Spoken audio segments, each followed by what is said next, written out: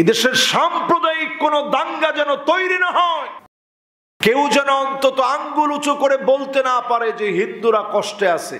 এই জন্য আমরা তাদের পূজা পর্বণে পাহারা দিছি। কিন্তু তাকায় দেখেন, সেই সম্প্রীতি আর ভালোবাসার এইরকম রেজাল্ট আমরা পেয়েছি।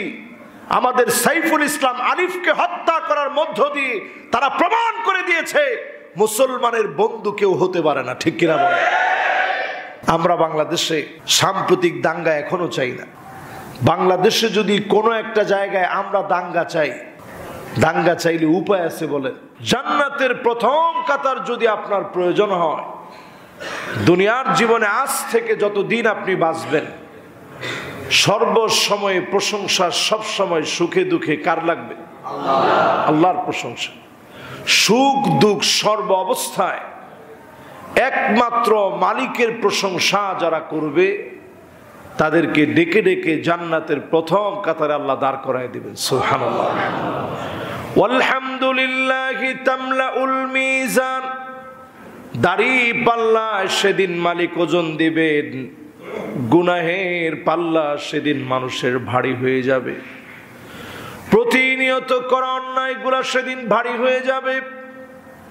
সেদিন মালিক গোলামদের প্রশংসা গুলোকে যখন উঠাবেন, প্রশংসার কালেমার কারণে সওয়াবের পাল্লা যিনি ভারী বানায় দিবেন তিনি কে? এই জন্য একটু আলহামদুলিল্লাহ বলার প্র্যাকটিস করা, জীবনের সব সময় যেন কালিমাতুশ শুকর আদায় করা যায়, এই প্র্যাকটিস সব সময় থাকা। মনে মনে চিন্তা করা, আল্লাহ সবার চাইতে আমাকে ভালো রাখছে। পৃথিবীতে 2 কোটি মুসলিম এখন মার খাচ্ছে, 20 কোটি মুসলমানের মাথার উপরে কোনো ঠাঁই নেই, শরণার্থী হয়ে গেছে। সেখানে আল্লাহ তাআলা আমাদেরকে যে সুযোগ দিয়েছেন নামাজ পড়তে, এখনো যে মসজিদে আসতে পারছি, নির্দ্বিধায় যে মসজিদে এসে নামাজ পড়তে পারি, এই শুকর গুজারি যদি আদায় করেন, নামাজের সংখ্যা বাড়বে না কমবে? কিন্তু বড় আফসোস, আমাদের দেশে দিন দিন আমরা নামাজি কিছু বাড়লেও অধিকাংশ লোকই আমরা এখনো নামাজের দিকে আসি না। অধিকাংশ লোক। আল্লাহর হাবিব লাশ সামনে রেখে বলতেন, সল্লু ক্বাবলান তুসাল্লা আলাইক। একদিন নামাজ দাঁড়ায় যাবে, তোমার উপরে নামাজ পড়া হবে। জানাজা যেদিন দাঁড়ায় যাবে, চাইলেও আর কোনো দিনের জন্য নামাজ পড়তে পারবেন না। জীবনের সব নামাজ আপনি ইমামের পিছনে দাঁড়িয়েছেন, জুমার নামাজ পড়তে আসলেন, ইমামের পিছনে দাঁড়ায়া নামাজ পড়লেন। ঈদের নামাজে গিয়েছেন, ইমামের পিছনে দাঁড়ায়া নামাজ পড়লেন। ফজর, জোহর, আসর, মাগরিব, এশা ইমামের পিছনে দাঁড়ায়া নামাজ পড়লেন। কিন্তু একদিন সময় এসে যাবে এমন, ইমাম আপনাকে সামনে শোয়ায় দিবে, জানাজার নামাজ দাঁড়ায় যাবে। আল্লাহর নবী মনে করায় দিতেন, সল্লু ক্বাবলান তুসাল্লা আলাইক। নামাজ পড়ো, নামাজ যেদিন দাঁড়ায় যাবে তার আগে নামাজি হয়ে যাও। যতজন আমার সামনে বসলেন, যদি নামাজ আপনি পড়েন, মুসলিম আপনার উপরও জানাজা হবে। নামাজ পড়েন নাই, তারপরেও মানুষ বলবে জানাজা পড়ায় দেন। যেই লোকটা মদ খেয়ে মারা যায়, ওই লোকটারও জানাজা পড়া হয়। সবাই মনে মনে চিন্তা করে লোকটা মদ খেয়ে মারা গেছে, অথচ চিন্তা করেন যেই লোক বেনামাজি, মদখোরের চাইতে বেনামাজি আল্লাহর কাছে অধিকতর নিকৃষ্ট। ঠিক কিনা বলে? এই ওয়াজটা বেশি বেশি করা উচিত আমি মনে করি। আমরা অনেক সময় মনে করি যে লোকটা মদ খেয়ে মারা গেছে। এই এলাকায় ধরেন 5 জন লোক যদি মদ খায় একদিনে মারা যায়, এটা টক অফ দ্য কান্ট্রি হয়ে যাবে, সারা বাংলাদেশ ছেয়ে যাবে। মদের ভিতরে যে কোনো একটা সমস্যার কারণে মুগদায় 5 জন লোক মদ খেয়ে মারা গেছে, সারা বাংলাদেশে নিউজ হবে। এই কথা ছড়ায় যেতে কয়েক মিনিটের ভিতরে সারা বাংলাদেশে শেয়ার আর শেয়ার হবে। ঘন্টা যেতে না যেতে সবার কানে কানে পৌঁছায় যাবে যে মদ খেয়ে মারা গেছে কয়জন।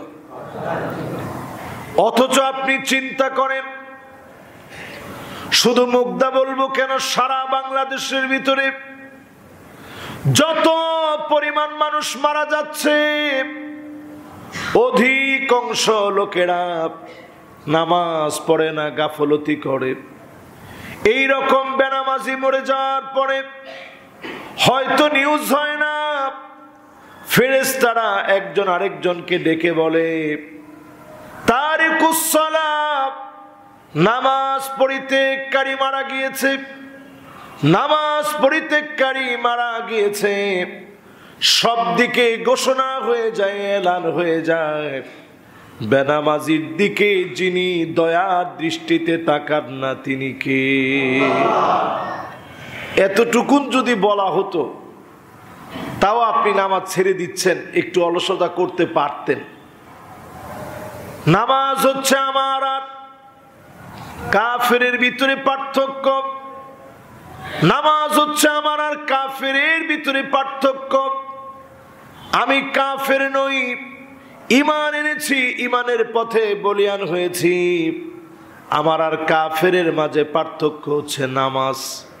শুধু তাই না, আল্লাহর হাবিব বলেন যেই লোকটার নামাজ নাই, ওয়াকানা মাআ ফিরআউনা ওয়া হামানা ওয়া কারুন ওয়া উবাই বিন খালাফ, জাহান্নামী হবে বেনামাজি। ফেরাউনের সাথে, হামানের সাথে, কারুনের সাথে, উবাই বিন খালাফের মতো দাগী আসামির সঙ্গে জাহান্নামী হবে।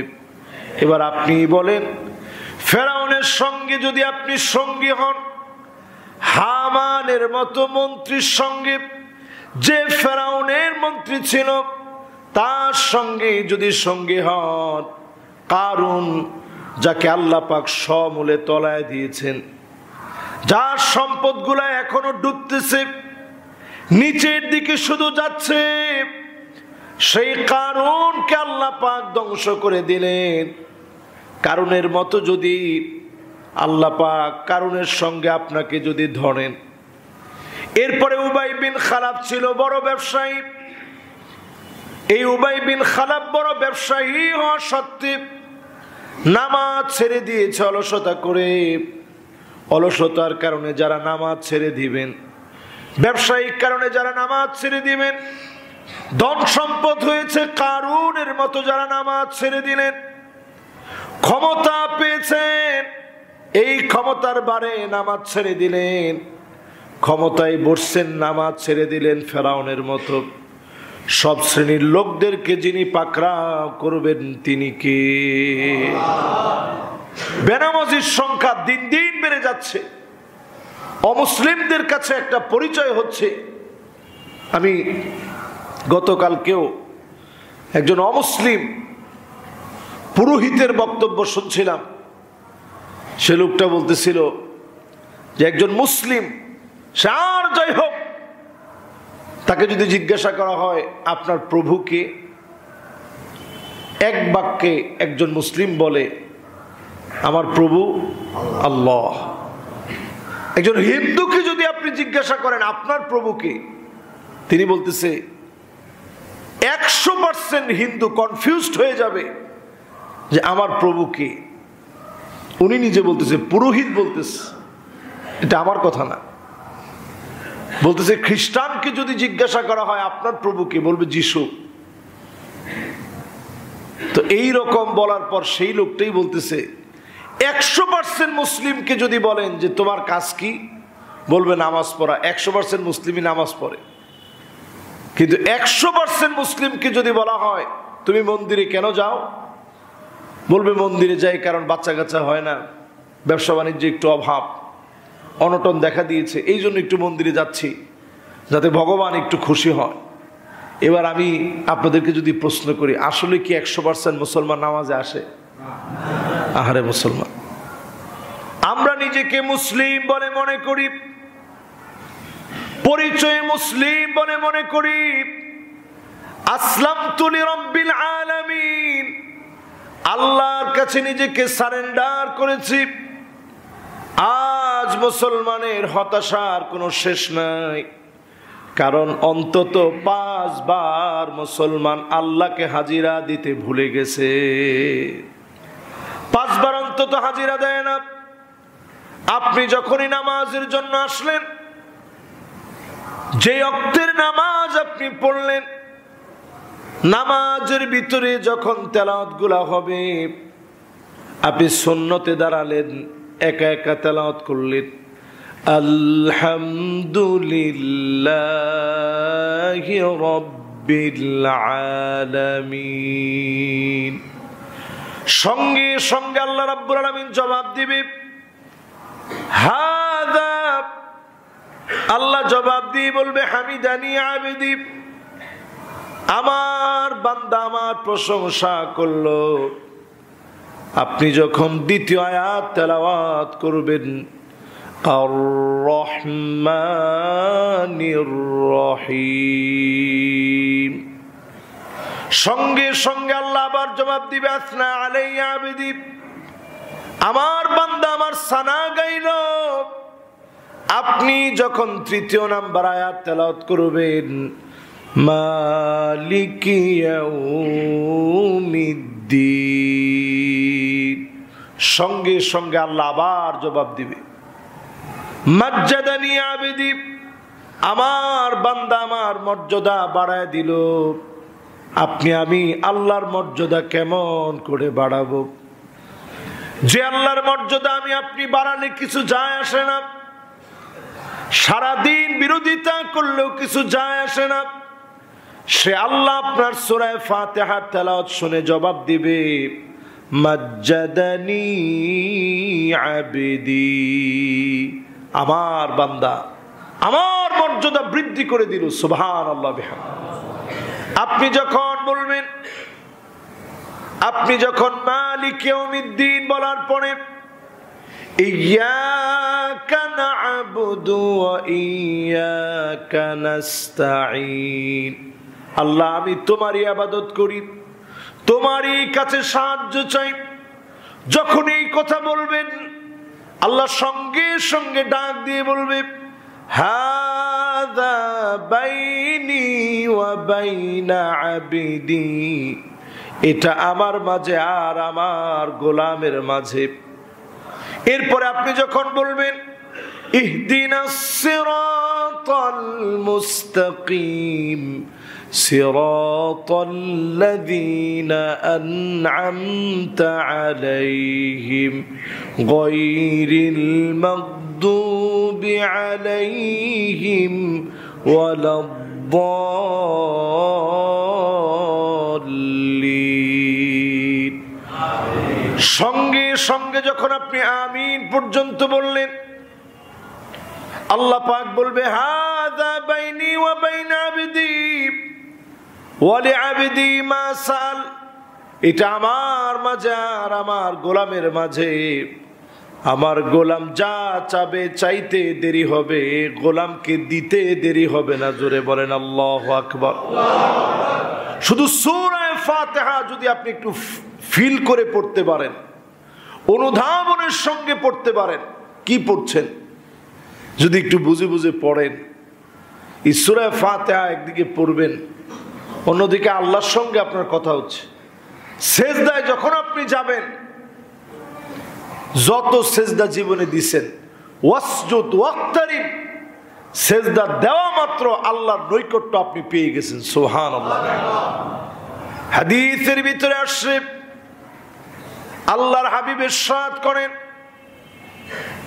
যখনই আপনি সেজদা দিলেন, আকরাবু মা ইয়াকুনুল আবদু মির রাব্বিহি ওয়া হুয়া সাজিদুন ফাকসিরুদ দুআ, যখনই আপনি সেজদায় চলে গেলেন, মনের দুঃখগুলা খুলে বললেন, কি লাগবে প্রত্যাশাগুলো বললেন, সেজদায় গিয়ে চাইতে দেরি হবে, যিনি দিতে দেরি করেন না তিনি কে?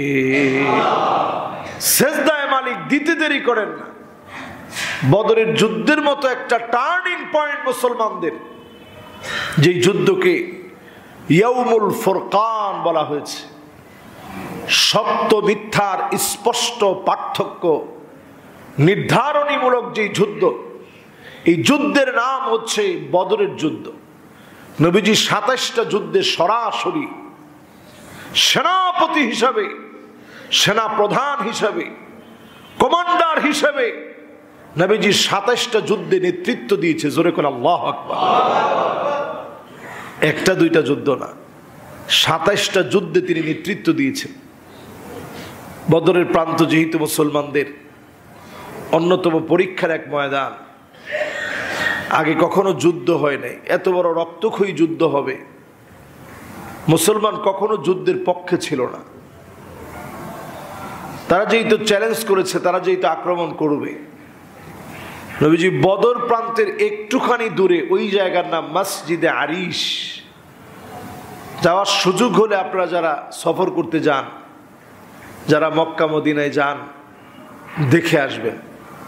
খুব বেশি দূরে না, এই ১২০ কিলোমিটার দূরে মদিনা থেকে। ওই জায়গায় চেতনা জাগ্রত হয়। ওই জায়গায় নবীজি সাল্লাল্লাহু আলাইহি সাল্লাম বদর প্রান্তের একটু পাশেই মসজিদটা, আমি ওইখানে নামাজ আদায় করছি। নবী সাল্লাল্লাহু আলাইহি সাল্লাম ওই জায়গাতে সিজদায় পড়ে আল্লাহর কাছে এমন ভাবে কাঁদতেছেন, আজিজুন কাজিজিল মিরজাল।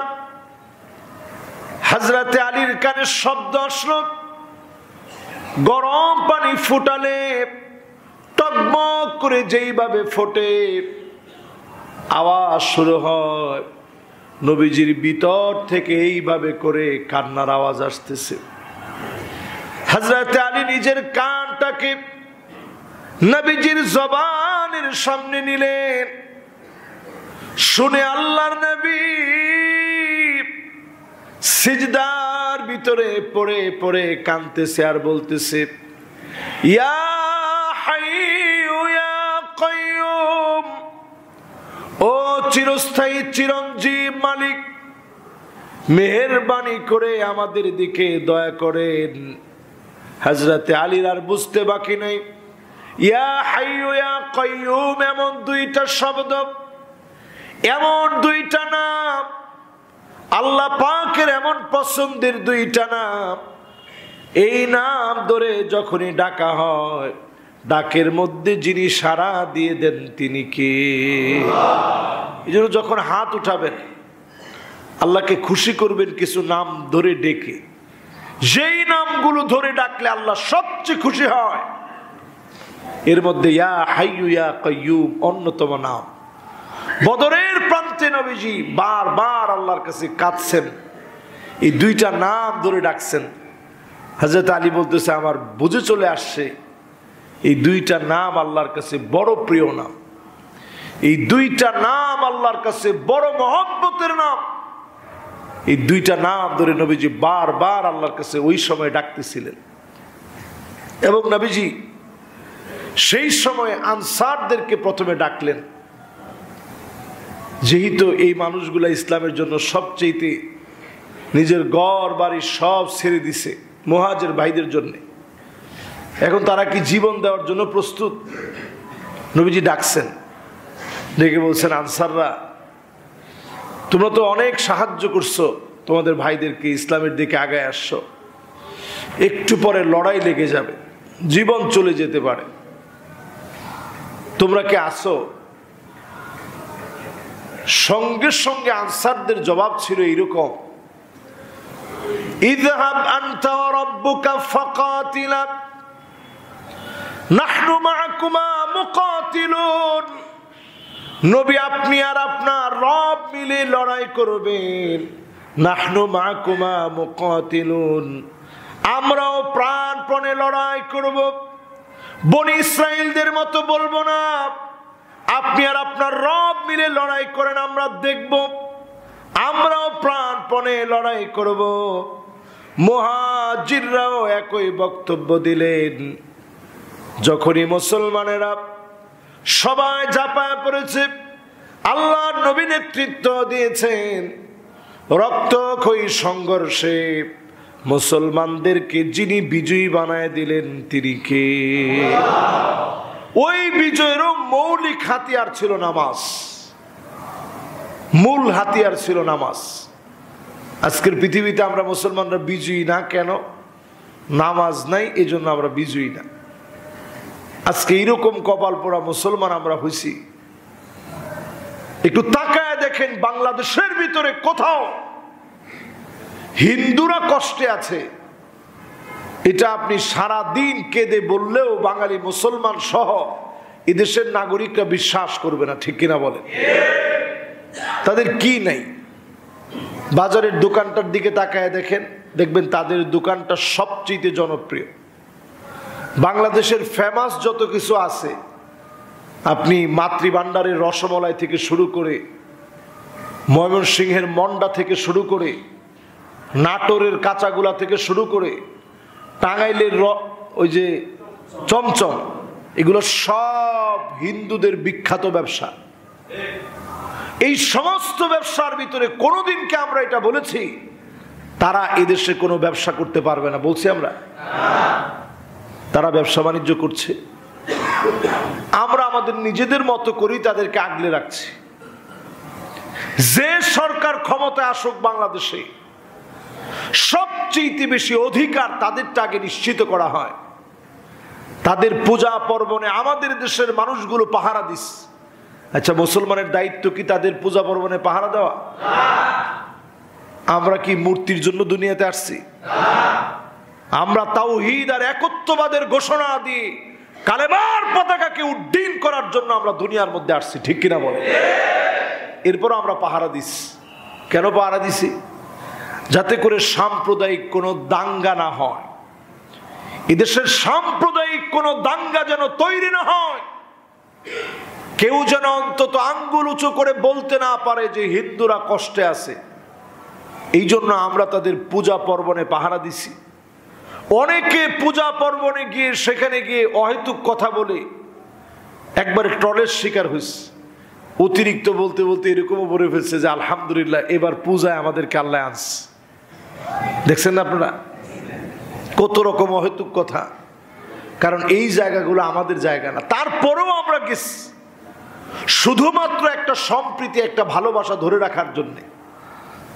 কিন্তু তাকায় দেখেন সেই সম্প্রীতি আর ভালোবাসার এইরকম রেজাল্ট আমরা পেয়েছি।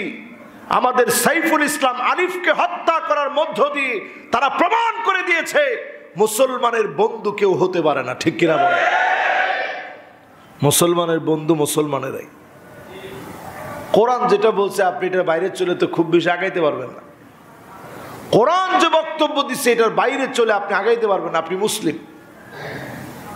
আমরা বাংলাদেশে সাম্প্রতিক দাঙ্গা এখনো চাই না। বাংলাদেশে যদি কোনো একটা জায়গায় আমরা দাঙ্গা চাই, দাঙ্গা চাইলে উপায় আছে বলেন? এই দেশটা কি ঠিক থাকবে? কিন্তু আমরা দেখছি চিন্ময় কৃষ্ণ প্রভুকে যখন অ্যারেস্ট করা হয়েছে, প্রভু অ্যারেস্ট হয়ে গেছে। উনি যখন অ্যারেস্ট হয়েছে, বাংলাদেশকে কিভাবে ধ্বংস করে দেওয়া যায়, নাম নিশানা মুছে দেওয়া যায়, তারা আমাদের দিকে এই রকম তিরস্কারমূলক কথা তারা বলছে ইঙ্গিত করে।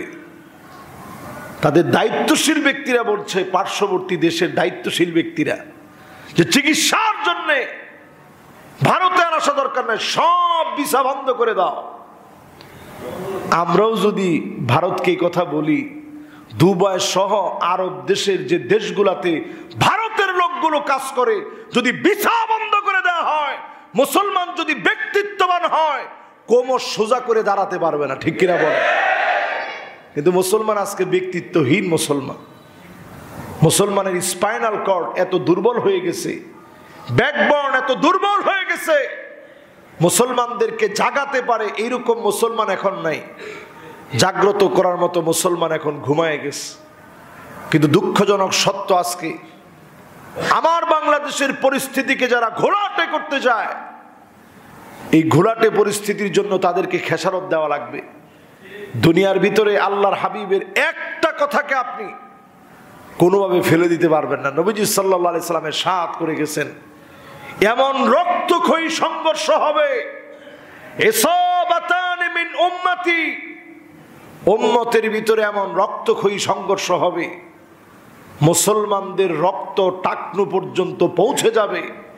এরপরে মুসলমানদের নিশ্চিত কাঙ্ক্ষিত একটা বিজয় আসবে। এই বিজয়ের জন্য লক্ষ লক্ষ মুসলমান শহীদ হবে, এরপরে মুসলমানদের বিজয় আসবে। জোরে বলেন আল্লাহু আকবার। এই বিজয়টার দিকে কেমন যেন আমি দেখতেছি বারবার। যতই আপনি ধামা চাপা দিয়ে রাখতে চান, মানুষ কিন্তু এটার মধ্যে থাকতে চায় না। আমরা শান্তি চাই। তারা যদি বারবার উস্কানি দেয় যে তোমরা লাহোরে গিয়ে ডাক্তার দেখাও, তোমরা করাচিতে গিয়ে ডাক্তার দেখাও, আমাদেরকে ওনারা পথ দেখায় দেয়। আমরা যে তাদের দেশে যাই, খরচ করি, এটা তাদের দেশের একটা ইনকাম। আমাদের দেশে তাদের দেশের অনেক পণ্য আসে, আমরাও একটু সহযোগিতা পাই, এটাও তাদের দেশের একটা ইনকাম। আমাদের দেশটা বদ্বীপের মতো একটা দেশ, এটা সারা ওয়ার্ল্ডের জন্য একটা রোডম্যাপ, বিভিন্ন দেশের জন্য একটা রোডম্যাপ এই বাংলাদেশ। আপনি একটু মানচিত্রে তাকায় দেখবেন এই দেশটার গুরুত্ব আল্লাহর কাছে অনেক বেশি, কারণ আল্লাহ পাক নিজেই লিখে রাখছেন এই দেশে কালেমার পতাকা উড্ডীন হবে মুসলমানদেরকে দিয়ে। আল্লাহ রাব্বুল আলামিন বদ্বীপের মতো দেশটাকে চতুর্দিক থেকে ভরপুর করে দিয়েছেন। জোরে বলেন আল্লাহু আকবার। ঘুমন্ত মুসলমান একটু সজাগ হন। অন্তত যদি 5 ওয়াক্তে মুসলমান নামাজের দিকে আসতো, এ আপনি ইসকন টিসকন যা বলেন, যদি 5 ওয়াক্তে যদি এইরকম একটা, আজকে জুমাবারে যেরকম শোডাউন, সবার মাথায় টুপি, সুন্দর পাঞ্জাবি, চেহারার ভিতরে হাস উজ্জ্বল চেহারা, এরকম 5 ওয়াক্তে যদি দায়িত্ব নিয়ে মুসলমান নামাজের দিকে আসতো, হুঙ্কার দেওয়া লাগতো না, এমনি ঠিক হয়ে যেত। ঠিক কিনা বলে? আজকে আমাদের আর তাদের মধ্যে তো পার্থক্য করা যায় না। আসলে যদি আমরা চিন্তা করি, আমি ওই দিন রাজশাহীতে গাড়ির একটু কাজ করাইতে হবে গাড়ির, তো লোকটার নাম দেখলাম যে শিমুল ভাই। তা আমি চিন্তা করলাম যে সালাম কালাম দিয়া কোন বিপদে পড়ি। শিমুল ভাই হইতেও তো পারে তিনি অমুসলিম। তো পরে যে ছেলেটা কাজ করতে আসছে, খুব কায়দা করে তারে জিজ্ঞাসা করলাম, ভাই তোমার নাম কি? বলতেছে, হুজুর আমার নাম আবু সাইদ। মাশাআল্লাহ, তোমার তো খুব সুন্দর নাম। তো তোমার যে বস শিমুল ভাই, উনি কি হিন্দু না মুসলিম? না হুজুর, উনি তো মুসলিম। নাম রাখছে কি? তো আমি একটু অবাক হইলাম যে না আলহামদুলিল্লাহ। পরে খুব সুন্দর বলছে যে হুজুর আপনার ওয়াজ নসিহত শুনি, আপনারে চিনি। খুবই সমাদর করলো, আদর আপ্যায়ন করলো। বলার উদ্দেশ্য হচ্ছেই আমরা মুসলমান দিন দিন ভুলে যাচ্ছি আমার সংস্কৃতি কোনটা। প্যান্টটা টাকনুর নিচে মুসলমানের থাকে, হাতের ভিতরে এখন ট্যাটু, দাড়ির তো খবরই নেই মুসলমানের। আচ্ছা একটু বলেন তো দেখি, দাড়ি ক্লিন শেভ করা সওয়াবের কাজ না গুনার কাজ? কেমন গুনাহ? না না, ছোট গুনাহ মনে হয়। কেমন গুনাহ? সবাই বলে না। কেমন গুনাহ? যে ছোট গুনাহ না, এটা কবিরা গুনাহ, বড় গুনাহ। প্রতিনিয়ত যারা ক্লিন শেভ করেন, সময়ের অভাবে আজকে কাটতে পারেন না, কালকে ভুল করেন না, এরকম যারা প্রতিনিয়ত ক্লিন শেভ করছেন, এটা ছোটখাটো গুনাহ না, কবিরা গুনাহ করতেছেন প্রত্যেক দিন। একটু চিন্তা করেন, যে সমস্ত মহিলাগুলা বেপরদায় চলে, এটা সগীরা গুনাহ না কবিরা গুনাহ?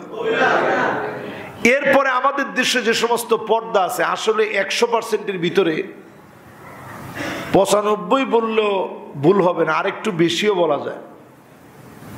বাংলাদেশে যে পর্দা চলে ইমাম সাহেবের সাথে, পর্দা চলে খতিব সাহেব হুজুরের সাথে, অথবা কোনো মুসল্লি গেছে বাসায়, উনার সামনে আসে নাই, পর্দা করতেছে।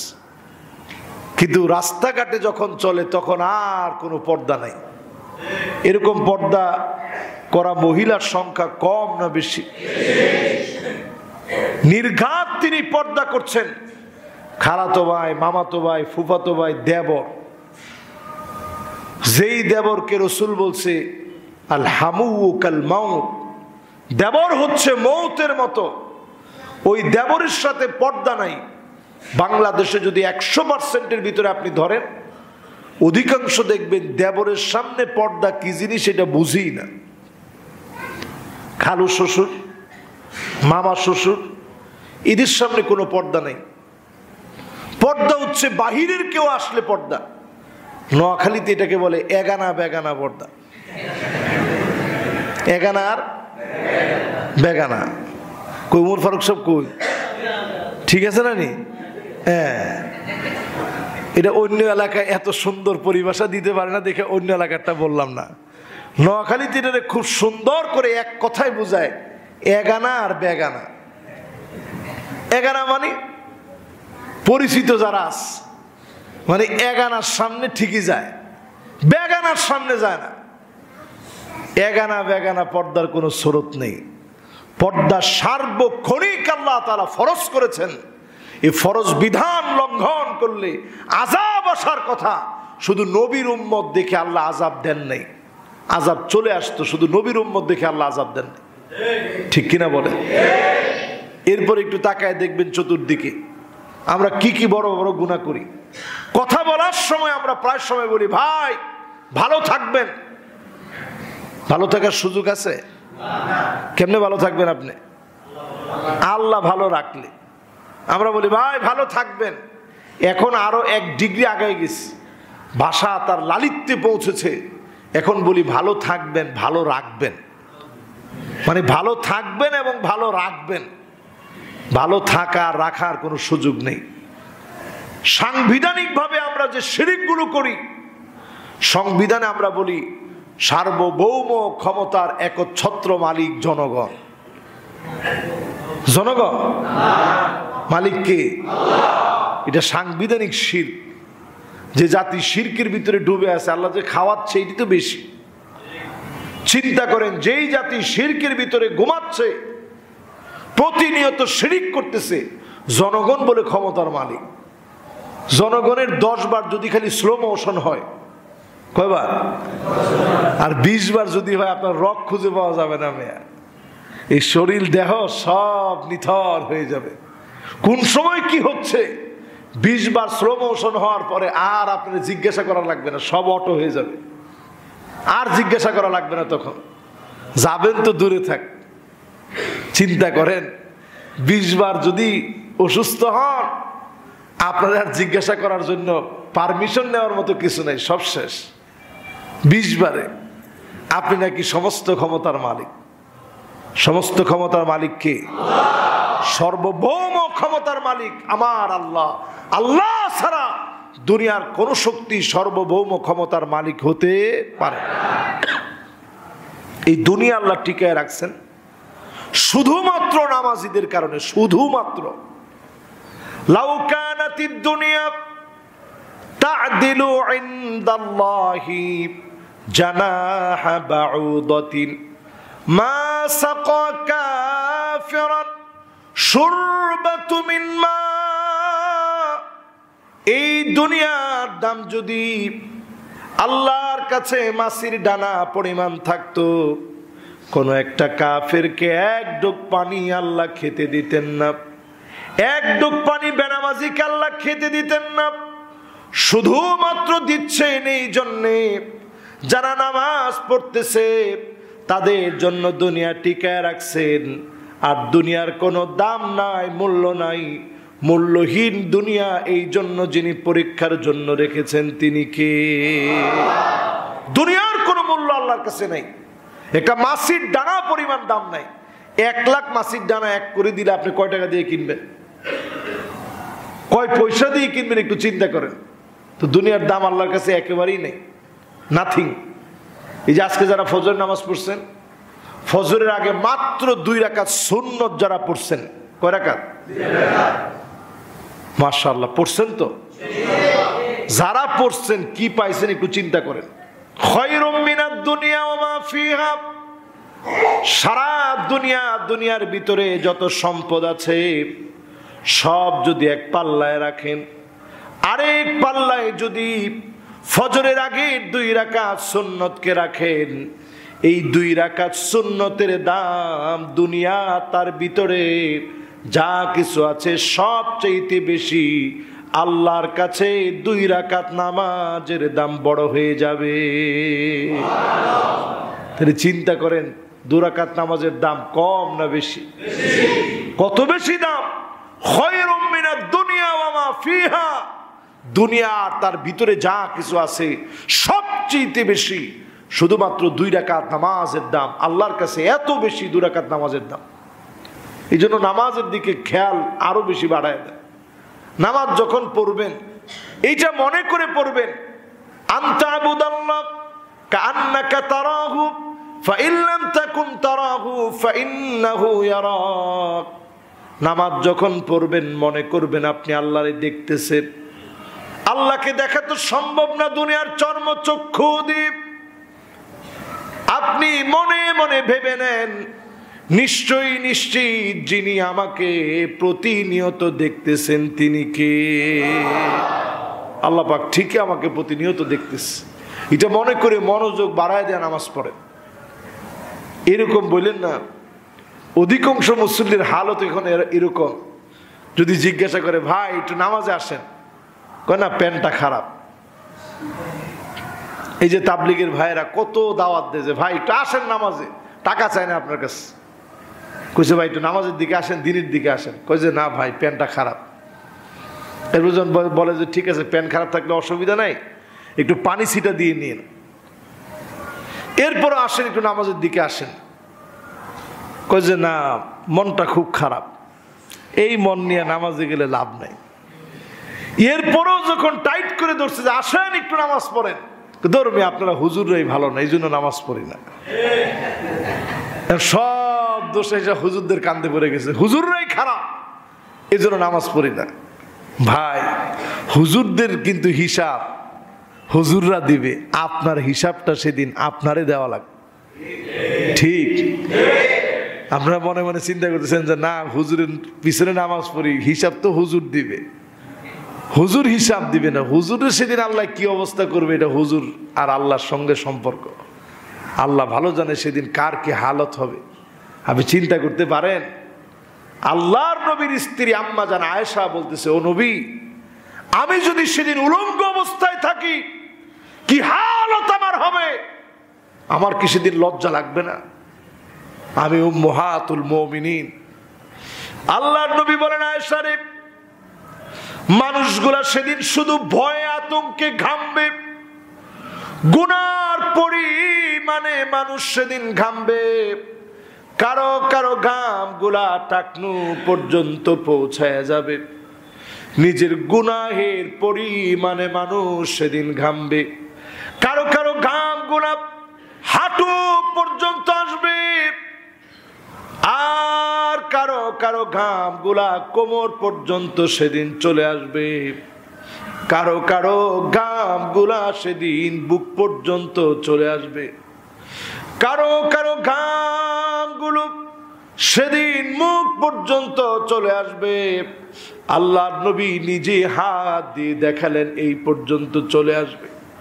সূর্যটা মাথার উপরে চলে আসবে, মাথার মগজগুলো কানের ছিদ্র দিয়ে বের হবে, নাকের ছিদ্র দিয়ে বের হবে, পিছনে রাস্তা দিয়ে বের হয়ে যাবে।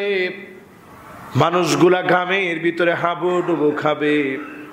50 আলফা সানা, 50,000 বছর শুধু হিসাবের ময়দানে পার হবে। সাহাবায়ে কেরামের ভিতরে কান্নার রোল পড়ে গেছে। ওগো নবীজি 50,000 বছর কেমন করে এত কষ্টের ভিতরে কাটাবো? আল্লাহর হাবিব বললেন সাহাবীরা শোনো, ইন্নাহু লা ইউখাফফাফ আলা উম্মতি হাত্তা ইউখাফফিফা মিন সালাতিন মাকতুবাতিন ইউসাল্লিহা ফিদ দুনিয়া। আমার যে উম্মত দুনিয়ার জীবনে 2 রাকাত 4 রাকাত করে ফরজ নামাজগুলো আদায় করলো, আল্লাহর দেওয়া বিধান যেই লোকটা মানলো, এই 2 রাকাত 4 রাকাত নামাজ পড়তে যতক্ষণ সময় লাগে, এই অল্প সময়ের ভিতরে 50,000 বছরকে মালিক সংক্ষিপ্ত বানায় দিবে। সুবহানাল্লাহ। আল্লাহর কাছে বলি, আল্লাহ এরকম 2 রাকাত 4 রাকাত নামাজ দিয়ে আপনার 50,000 বছর, দুনিয়ার 50,000 না, কালফি সানাতিন মিম্মা তাউদ্দুন, 1000 বছরে হবে একদিন। আল্লাহু আকবার। দুনিয়ার 1000 বছরে হবে একদিন। সেই রকম 50,000 বছর ক্যালকুলেটর ধরবে না। এই লম্বা সময় নামাজীদের জন্য 2 অথবা 4 রাকাত নামাজ দুনিয়ায় যে পড়ছেন, এটার ভিতর দিয়ে আল্লাহ শেষ করে দিবে। সুবহানাল্লাহ। সমস্ত নবীরা পর্যন্ত সেদিন পেরেশান হয়ে যাবে। কে বলবে যে এই সময়টাকে একটু খাটো করে দেন? কে আল্লাহর কাছে বলবে যে আল্লাহ এত লম্বা সময়টা একটু খাটো করে দেন? আর সেদিন নামাজীদের জন্য আল্লাহ খাটো বানায় দিবে। সুবহানাল্লাহ। এই জন্য যতজন বসছেন আজকে থেকে নামাজের দিকে আসেন। 5 ওয়াক্ত নামাজটা জামাতের সাথে বা জামাত সময় মতো ওয়াক্ত মতো আদায় করেন। যদি আজকের এই জুমা পূর্বক আলোচনা শুনে একটা মানুষেরও হৃদয়টা বিগলিত হয়, নামাজের দিকে আসতে পারেন। নবী করিম সাল্লাল্লাহু আলাইহি ওয়াসাল্লাম বলছেন, হারামাহুল্লাহু আলাইহিন নার, যেই লোকটা নামাজের দিকে আসবে, ওয়াক্ত মতো সময় মতো নামাজ পড়বে, নামাজটা নিয়ম মাফিক ওয়াক্ত মতো সময় মতো সুন্দর করে ওযু বানায় নামাজটা পড়বে, তার জন্য জাহান্নামের আগুন যিনি হারাম বানায় দিবেন তিনি কে? সহিহ হাদিস, হারামাহুল্লাহু আলাইহিন নার, জাহান্নামের আগুন আল্লাহ পাক হারাম বানায় দিবে। খুবই সহজ। আজকে থেকে মনে একটু বুঝান। আপনার সঙ্গ, ভালোবাসা, কথন, বলন সব আল্লাহর মসজিদে এসে আল্লাহর সঙ্গে কথা বলেন, দেখবেন কথার ভিতরে কত স্বাদ, কত মজা। একা একা কথা বলেন। আমাদের দেশে একা একা কথা বললে মানুষ বলে যে লোকটা মনে হয় প্রেমে ব্যর্থ হয়েছে। একা একা কথা বললে দেখবেন রাস্তাঘাটে হাঁটতেছেন, একলা একলা কথা বলতেছেন, কয়েকজন বলবেই যে লোকটা মনে হয় প্রেমে ব্যর্থ হয়েছে। নাইলে এইরকম পাগলা হওয়ার তো কথা না। অথচ আপনি মসজিদে বসে একটু একা একা কথা বলবেন, মানুষ ওই যে রাস্তায় হাইটে হাইটে একা একা কথা বললে যেরকম মনে করছে প্রেমে ব্যর্থ হয়েছে, মসজিদে বসে যখন কথা বলবেন মানুষ মনে করবে লোকটা আসলে বুজুর্গ আল্লাহর ওলি হয়েছে। ঠিক কিনা বলেন? আচ্ছা বইলে দেখেন, আপনি বুজুর্গ হওয়ার জন্য না, আবার এটা বলার পরে অনেকে চিন্তা করবেন যে ঠিক আছে অন্তত নামাজ পড়ি আর না পড়ি, বুজুর্গ হইতে পারলে কিছু মানুষ তো ফুটু নিবে, নতুন আর একটা ধান্দা হয়ে গেল। আপনি একটু একা একা বসে বসে একটু কথা বলে দেখবেন কি স্বাদ। কিছুদিনের ভিতরে আপনি একটা পরিবর্তন দেখবেন। এক লোক সারা জীবন চিন্তা করছে যদি মসজিদের সভাপতি হইতে পারতাম। কি হইতে পারতাম? কেউ তার সভাপতি বানায় না। এত আগে মসজিদে আসে, এরপরে কেউ সভাপতি বানায় না। লোকটার মনের ভিতরে এই যে গোসা ঢুকছে যে কিরি, নামাজে আসি সবার আগে, যাই সবার পরে, এরপরে সভাপতির পদটা আমারে দেয় না। একদিন চিন্তা করে ফেলছে মন থেকে, না এই সভাপতির পদটা তার দরকার নাই, আল্লাহ আসি আপনার জন্য, আল্লাহ যায়ও আপনার জন্য। মনের ভিতরে বুঝ চলে আসছে। যেই দিন মনের ভিতরে বুঝ আসছে ওই দিন নামাজে আসছে পরেই ইমাম সাহেব নামাজের সালাম ফিরানোর পরেই মুসল্লিরা বলতেছে আমাদের সভাপতি হিসেবে আপনারে আমরা চাই, আপনারে সভাপতি হিসেবে রাখতে চাই। লোকটা চিৎকার করে কেঁদে দিছে আর বলতেছে যে আজীব ব্যাপার, এতদিন চাইলাম সভাপতির পদটা আমার হোক, এতদিন আপনারা দেন নাই, আজকে দেন খেল ঠিক করে আল্লাহর দিকে আসছি, এখন সভাপতির পদ দেন। এখন কোনো পট্টদের দরকার নেই, আমি যেই নামাজি ওই নামাজি থাকতে চাই। জোরে করে আল্লাহু আকবার। এটাই বাস্তবতা। আপনি আল্লাহর দিকে আসেন, আইসা চায়া দেখেন কি লাগবে আপনার, সব আল্লাহ তাআলা দিবেন। আল্লাহ রাব্বুল আলামিনের কাছে বলি এই দুর্বিষহ সময়ে হাত্তা তুত্তাখাযাল মাসাজিদু তুরুকা, যখন মসজিদগুলোকে রাস্তা বানায় নেওয়া হয়েছে, রাস্তার মতো করে মসজিদের সামনে দিয়ে হেঁটে চলে যায়, নামাজ চলতেছে, কোনো খবর নাই, বেখবর মুসলমান। ওই সময় একটু ঢুকে একটু নামাজটা আদায় করে নেন, আপনি ওই সময় আল্লাহর একটু হাজিরা দেন। আজকে মসজিদের সামনে দিয়ে আমরা হাইটা চলে যাই। আহারে, আগে মানুষের ভিতরে একটু লজ্জা ছিল যে মসজিদের সামনে দিয়ে যাই কেমনে, নামাজ চলাকালীন দূরে দাঁড়ায় থাকতো। এখন কিসের দূরে দাঁড়ায় থাকা, মসজিদের সামনে হর হামেশা হেঁটে চলে যাচ্ছে, নামাজের খবর নেই। আল্লাহর কাছে আমরা প্রার্থনা করি, আল্লাহ আমাদের প্রত্যেককে নামাজের বুঝ দান করুক, পড়ে না আমিন। এই জমিনে ততদিন ইসলাম কায়েম হবে না, আপনি লিখে রাখেন, ততদিন ইসলাম কায়েম হবে না যতদিন এই জনগোষ্ঠী নামাজি হবে না। সারাদিন ওয়াজ করলে ওয়াজ আপনার কাছে ভালো লাগবে, কিন্তু এই জমিনে ততদিন দিন কায়েম হবে না নামাজ যতদিন আপনারা না বুঝবেন, না পড়বেন। কেমনে দিন কায়েম হবে? নামাজের মতো সোজা জিনিসই আপনার কাছে ভালো লাগে না। দিন কায়েমের মতো বিষয়, এটা তো অনেক কিছু দেওয়া লাগবে আপনার জীবনে। যেই লোক নামাজ পড়ে না, ওই লোক দিন কায়েমের অগ্রসর কোনো ব্যক্তি হতে পারে না। এই জন্য আইসে একটু তাকায় দেখবেন, ওই কয়েকজন লোকই নামাজের মধ্যে আসে, এরাই একটু দিন মানে, এরাই দিন মানার চেষ্টা করে। আপনি এই জন্য অন্তত এখন এই কাতারে শামিল হন। আল্লাহ রাব্বুল আলামিন আমাদেরকে তৌফিক দান করুক, কথাগুলোর উপরে আমল করার তৌফিক আল্লাহ তাআলা দান করে দিক, আমাদেরকে নামাজি হিসাবে আল্লাহ তাআলা কবুল করুক, আমিন।